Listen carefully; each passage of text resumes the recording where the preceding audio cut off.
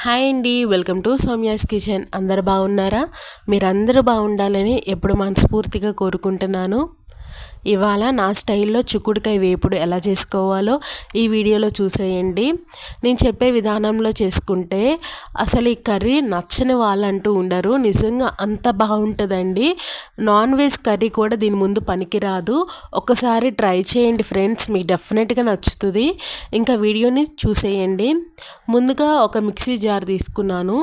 దీంట్లోకి ఒక 2 టేబుల్ స్పూన్ల వరకు ఎండు కొబ్బరిని తీసుకుంటున్నాను. ఒక 3 టేబుల్ స్పూన్లు పుట్నాలు వేసుకుంటున్నానండి. నేను పుట్నాలు ఏం ఫ్రై చేయట్లేదు, పచ్చివే వేసుకుంటున్నాను. 1 టేబుల్ స్పూన్ జీలకర్ర, ఒక 12 ఎల్లుల్లిపాయ రెబ్బలు వేసుకోవాలి దీంట్లోకి. ఇప్పుడు మన టేస్ట్కి తగినట్టు ఉప్పు వేసుకోండి. నేను ఇక్కడ కల్లుప్పు యూస్ చేస్తున్నాను. ఇక్కడ ఒక 1/2 టేబుల్ స్పూన్ కల్లుప్పు వేసుకుంటున్నానండి. దీంట్లోకి ఒక 2 టేబుల్ స్పూన్లు కారం వేసుకోవాలి. కారం అనేది మన టేస్ట్కి తగినట్టు వేసుకోండి. ఇప్పుడు దీన్ని మిక్సీ పట్టి తీసుకోవాలండి.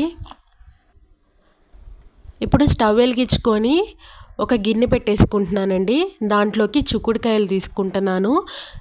దీంట్లోకి కొంచెం వాటర్ పోసుకొని పొయ్యి మీద పెట్టుకోవాలండి. నేను ఇక్కడ చిక్కుడుకాయ కాయలాగా ఫ్రై చేసుకోవాలనుకుంటున్నా. మీరు కాయలాగా వద్దు అనుకుంటే దీన్ని 2 ఈక్వల్ హాఫ్స్గా చేసుకొని ఉడకబెట్టుకోండి ఫ్రెండ్స్. ఇప్పుడు చిక్కుడుకాయలో కొంచెం ఉప్పు వేసుకోవాలి. ఇలా ఉప్పు వేయడం మూలంగా చిక్కుడుకాయ గింజలకి ఉప్పు అనేది పడుతుందండి. ఇప్పుడు దీనిపైన మూత పెట్టేసుకొని మీడియం ఫ్లేమ్లో ఒక 5 నిమిషాల పాటు కుక్ చేసుకోవాలి. ఒక 5 నిమిషాల తర్వాత మూత ఓపెన్ చేసుకొని చిక్కుడుకాయలు ఉడికినాయా లేదా టెస్ట్ చేసుకోవాలండి. ఇలా ఒక చిక్కుడుకాయ తీసుకొని ఇలా తుంచితే అది తునగాలి. అలా తునిగే వరకు ఉడకబెట్టుకోండి ఫ్రెండ్స్. ఇప్పుడు దీన్ని పక్కన పెట్టేసుకోవాలి. చిక్కుడుకాయలు అనేది ఓవర్గా కుక్ చేసుకోవద్దండి. ఫ్రై చేసేటప్పుడు అది విడిపోయే ఛాన్స్ ఎక్కువ ఉంటుంది. సో కొంచెం కుక్ అయిన వెంటనే తీసి పక్కన పెట్టేసుకోవాలి. ఇప్పుడు స్టవ్ వెలిగించుకొని ఇంకో బాండీ పెట్టేసుకోవాలి. దీంట్లోకి ఒక 6 టేబుల్ స్పూన్స్ ఆయిల్ వేసుకుంటున్నాను. ఈ కర్రీలో కొంచెం ఆయిల్ అనేది ఎక్కువ పడుతుందండి. మీకు కనుక నా వీడియోస్ నచ్చినట్టయితే లైక్ చేయండి ఫ్రెండ్స్. మన ఛానల్ని సబ్స్క్రైబ్ చేసుకోండి. సబ్స్క్రైబ్ చేసుకున్న వెంటనే పక్కన వచ్చిన గంట సింబల్ని యాక్టివేట్ చేసుకోండి ఫ్రెండ్స్. ఆయిల్ హీట్ ఎక్కాక దీంట్లోకి తాలింపు పప్పులు వేసుకోవాలండి. నేను ఇక్కడ 1 టేబుల్ స్పూన్ ఆవాలు, ఒక 1/2 టేబుల్ స్పూన్ జీలకర్ర, 1 టేబుల్ స్పూన్ పచ్చెనగపప్పు, ఒక 3 ఎండుమిరపకాయలు వేసుకుంటున్నాను. దీన్ని 1 నిమిషం పాటు ఫ్రై చేసుకోవాలి. ఆవాలు అనేది చిటపట్లాడే వరకు ఫ్రై చేసుకోవాలండి. ఇలా మంచిగా ఫ్రై అయ్యాక దీంట్లోకి ఒక మీడియం సైజు ఉన్న ఆనియన్ని ఇలా చిన్నగా కట్ చేసుకున్నది యాడ్ చేసుకుంటున్నాను.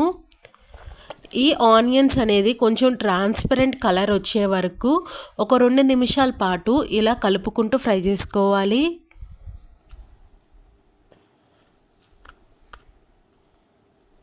ఆనియన్స్ మరి ఓవర్గా ఫ్రై చేసుకోవద్దు.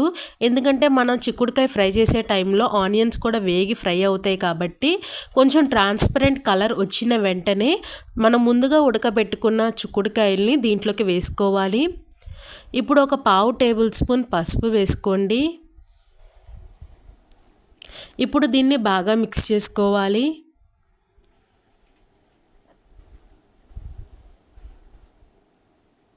నేను ఇక్కడ గరిటె పెట్టకుండా ఇలా టాస్ చేసుకుంటున్నాను. ఎందుకంటే మనం చిక్కుడుకాయలు అనేది ఉడకపెట్టి తీసుకున్నాం కదా, పద్దాక గరిటె పెట్టి తిప్పుకోవడం మూలంగా అది చిదిరైపోతాయండి. మీకు సాధ్యమైతే ఇలా టాస్ చేసుకోవడానికి ట్రై చేయండి. ప్రతి 1 మినిట్కి ఒకసారి టాస్ చేసుకోవాలి. ఇలా చిక్కుడుకాయలు అనేది ఒక 5 నిమిషాల పాటు ఆయిల్లో మంచిగా ఫ్రై అయ్యాక మనం ముందుగా ప్రిపేర్ చేసుకున్న కారపొడి ఉంది కదండి, దాంట్లో నుండి ఒక 3 బిగ్ టేబుల్ స్పూన్స్ వేసుకుంటున్నాను కారం అనేది.